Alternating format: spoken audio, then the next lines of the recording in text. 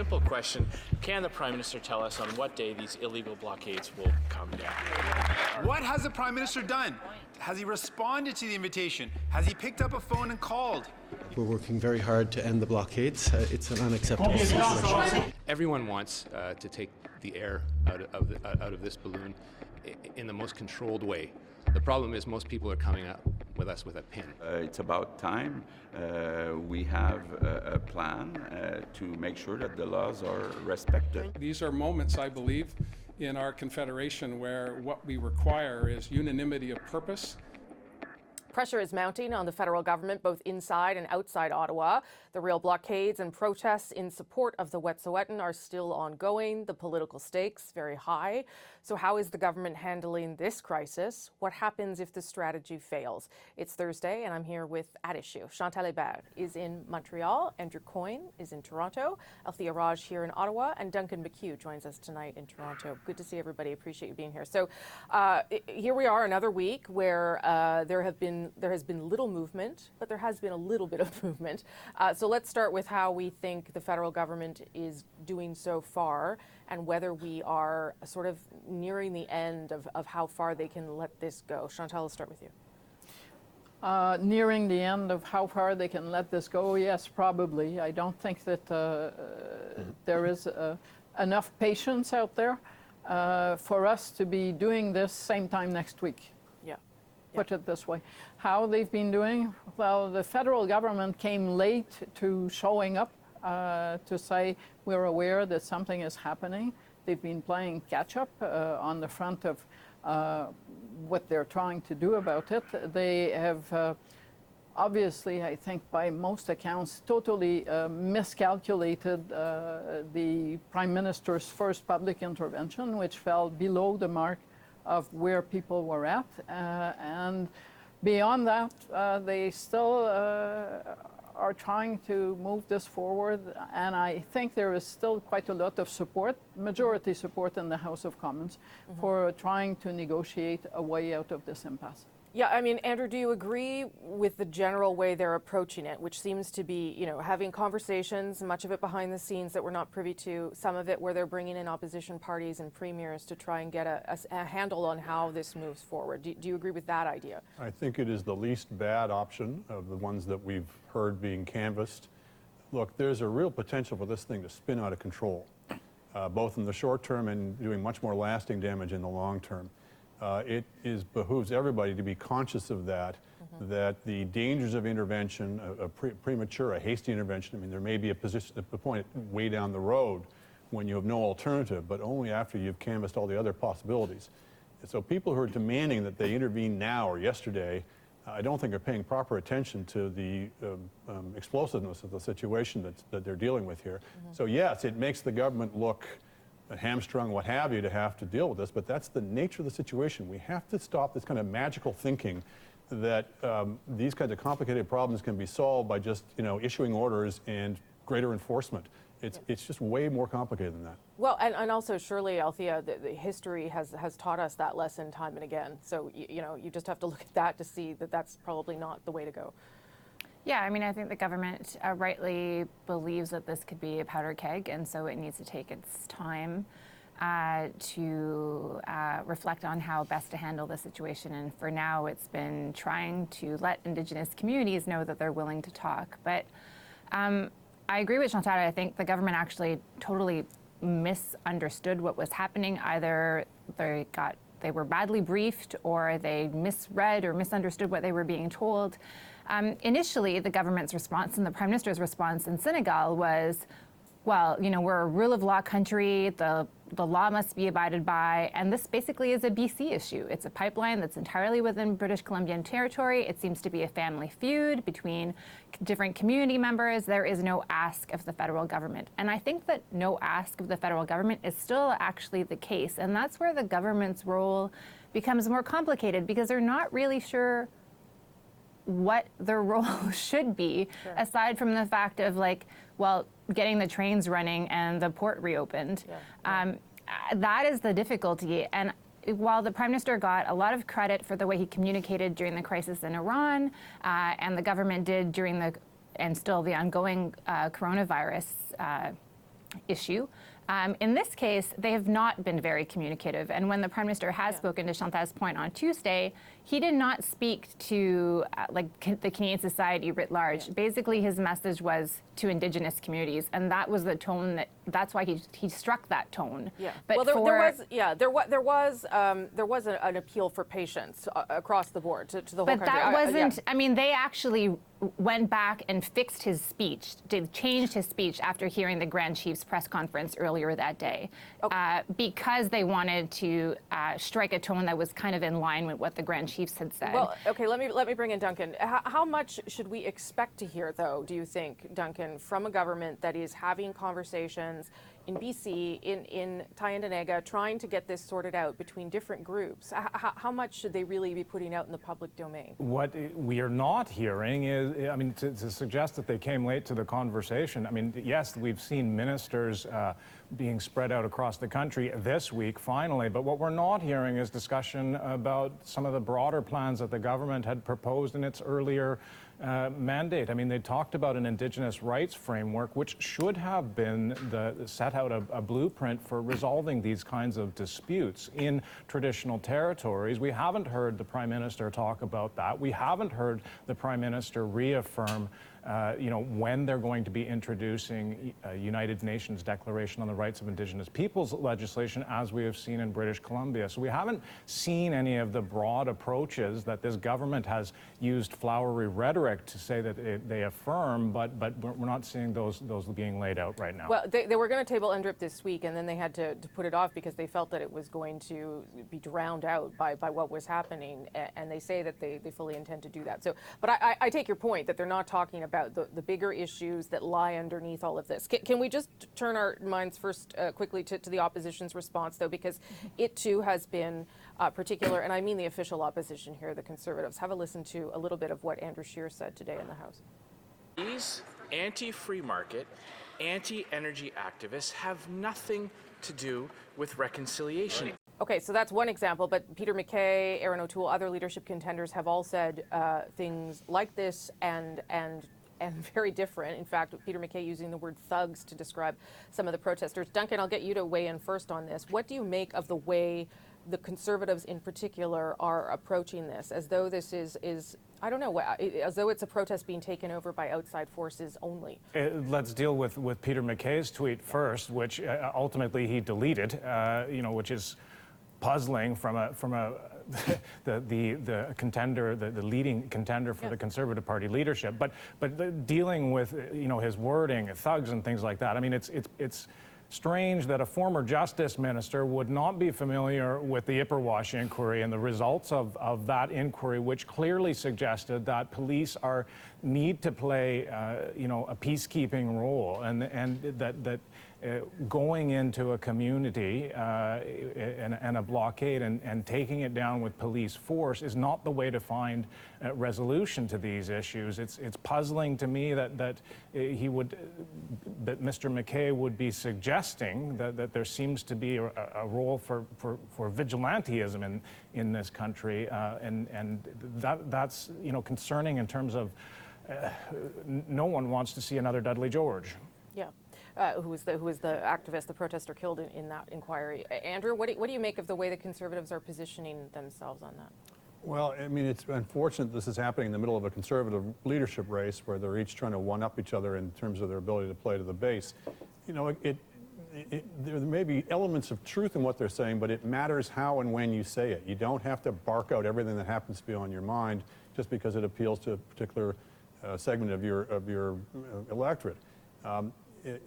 Yes, there are probably people who have piggybacked on this crisis to push their own agendas. That often happens.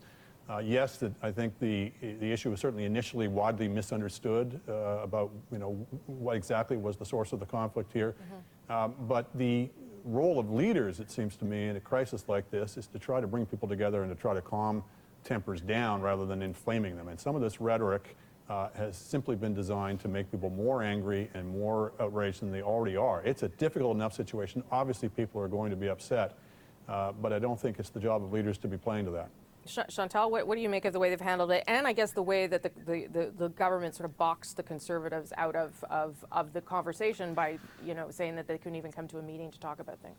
I did not think that it was the greatest Liberal moment to freeze the Conservatives out of the leaders' meeting, and I thought it betrayed, if not panic, at least a lack of confidence of the government in itself. That's one. I have found this week that Mr. Scheer, again, has failed to rise above partisanship, to be constructive and to offer constructive solutions. And you know, this is someone who came close to being Prime Minister. And I think we're probably better off for not having someone who would have sent in the police on Monday morning to try to resolve this issue, because we would be in a larger crisis. And I was stunned by the questions that are begged about Peter MacKay's judgment when I saw the tweet about saying yay for a group of citizens taking the law in their own hands to dismantle barricades, because a former justice minister should actually know better. Okay, Althea, you weigh in on where we are then with the way people are positioning themselves and how this, you know, if as I started this out, as whether we're near the end of this. I don't know if we're at the end of it. I think Mr. Scheer has struck the tone that he has, basically describing this as radical activists who have no day jobs and that's why they have time to protest, and suggesting that they're foreign funded because he wants to attack basically climate activists. And if he makes this about climate activists, it's a lot easier to communicate than if he makes this about Indigenous peoples and addressing that issue. I think that is where the Tories are going. I will say, though, that over the last week, it does seem like Andrew Scheer has kind of got the fire back in his belly. And whether he may be saying things that make no sense, like calling the federal police force to handle things that should be dealt with by provincial police forces, he is playing to his caucus, and I think that he seems to be actually, in some ways, having fun with this issue. That's there's no reward for that.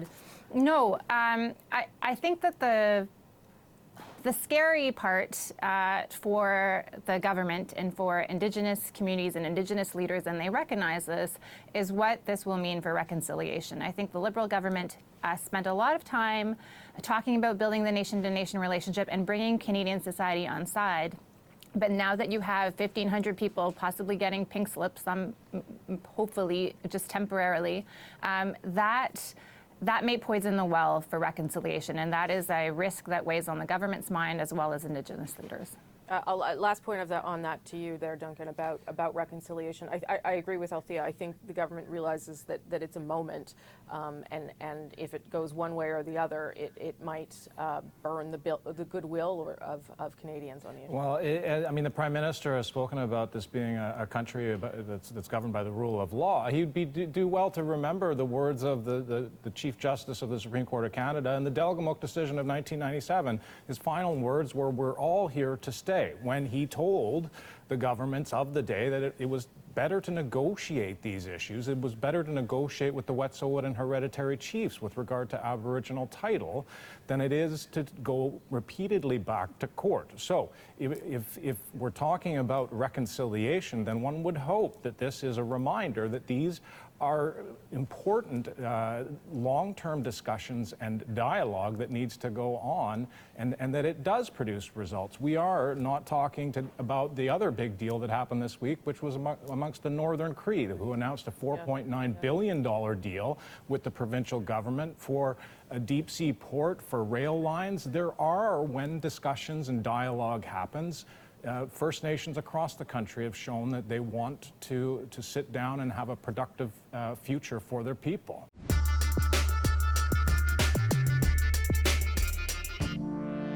It'll be a devastating signal that you can't get things built in this country. It'll be clear that this government's not actually interested in the science that goes behind these approval projects. This is an important project that has gone through all the approvals process, has supports of Indigenous communities, has a lower intensity rate of greenhouse gas emissions. It needs to be approved, and I'm hopeful that it will, because I shudder to think what will happen if it gets rejected. That's Andrew Scheer, the leader of the opposition, talking about a different energy project today, the Teck Frontier Oil Sands mine. Expected to have a decision from Cabinet on that next week. But are the current anti-pipeline protests a warning about what could come? At issue, back for one more round. Chantal, Andrew, Althea, and Duncan are all with me. Chantal, let's start with you on this. I know that Teck is being discussed in caucus, and I would say the majority of the Liberal caucus is against it. But I wonder if the decision around that, given what's happening right now, it all becomes just much more complicated, I would think. I don't know whether that's true or not. I think it's in a different category than building a pipeline or a gas line, and it does have a fair amount of First Nations buy-in. So I think the problem with the Teck Frontier project has more to do with Canada's climate change goals than with relationships with First Nations. But the Trans Mountain expansion, on the other hand, is a project that does not have buy-in from a fair number, four at least, of First Nations along its path. And you can understand why this week there has been little, at least in public, little buy-in or push from the federal government on Coastal GasLink to suspend work on the gas pipeline, because that would send a clear signal when the Trans Mountain expansion reaches some of those regions that as soon as a barricade shows up on a rail line, the project will be stopped. Just back to you on this, but as you point out, there are four groups against TMX, but there are not a large number of people in the First Nations communities on the West Coast against the Coastal GasLink. I mean, the majority of them are for it. So I guess. But that's also true of TMX. You've got more than 100 communities involved, and you have four who fought it to court until 3 weeks ago, and who may want to pursue that fight on the ground. What do you think, Duncan? Does this bode badly, or if something happens here where a First Nation, either of the First Nations, gets something that they want, does that then sort of suggest that this is a way to have a dialogue or negotiate with the government? I think with the Teck mine, the bigger issue is an economic one. I mean, whether or not it's actually going to be reap the rewards that they're promising. I mean, the calculations were based on a $95 per barrel oil price, and the oil hasn't been anywhere near there for quite a while. But clearly, the Dene Nation, for example, has expressed concerns about the Teck project, and the Joint Review Panel said there will be significant, adverse impacts in the territory there. So we're going to see again, a federal government that at the moment seems to feel that consultation is enough, when in fact there should be meaningful negotiations going on about the First Nations concerns about various projects right across the country. Althea, I see you nodding there. Oh, well, Duncan was absolutely right. That is what the Joint Panel Review said. I think I would say, I agree with Chantal. I think that the danger of what we're seeing at the moment, and the fact that it has gone now several weeks not resolved, and this is a message that the Conservatives have made in the House of Commons, is that, what precedent does this set? And what is the message? That if you cannot get the federal government to the table or provincial governments to the table in negotiating in the format in which you're supposed to be negotiating, either at the courts or just general consultations in terms of pipeline projects or energy projects, then when you don't get what you want, go and block a rail line, and then you'll get the government to the table. That is a message to communities like the Tsleil-Waututh, maybe instead of fighting the government in court and appealing again and losing again, maybe that's where you should be going. And that, I know the government is seized with that question, and they will have to come out and address that when this issue is resolved. I mean, it's sort of a perfect storm of issues for this government in particular, Andrew. Indigenous, energy, climate, it's all the economy, it's all the things that they were grappling with anyway, just perhaps forced on them in a more urgent way. Well, and national unity in the bargain. Sure. Yeah. We were discussing this issue for a long time as if it was the environment versus the economy. It's way more complicated and way more bedeviling than that. If it was just the environment and the economy, you can kind of split the difference. I mean, in theory at least, a little more GDP here, a little less. in this case, we're talking about not only Indigenous people's concerns and feelings and values and desire for respect and recognition, but also Alberta's. And Alberta is in a mood right now that is not just about the economy. It's about, are they valued and respected in Confederation? And it's deeply felt. So whereas reasonable people can differ, for example, on whether the Teck frontier mine should be regulated, or should be approved, we've now got a situation where if it's not approved, it means you're slamming the door on Alberta. You heard the Shannon Stubbs, the conservative natural resources critic, saying this will mark the final rejection of Alberta by Canada. When you get into that kind of water, that just adds so much more heat and intensity to this. And then on top of this, you've got all these issues, these process issues in particular with Indigenous consultation of who exactly are we supposed to be consulting with, what level of consultation is required. We are in a serious pickle as a country on this, and it's a worst crisis I've seen in many years.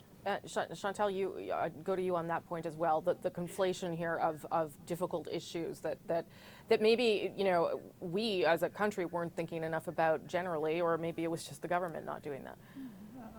Well, it's hard to ask Canadians who go to work daily to be trying to find the proper balance between energy ambitions and climate goals. I think part of the government's problem, if we go back to Teck, is not only reconciliation and First Nations consultation, but it is having campaigned and set climate change goals that were validated by a majority of voters through support for parties that endorse that goal. It's on the Liberal government to show how it arrives at that, even as it contemplates expansion of pipelines or projects. That's just where this was going to lead, and the Liberals drove themselves there. Okay, we'll leave it there for this week. Thank you, everybody. Appreciate it. Althea, Duncan, Andrew, and Chantal.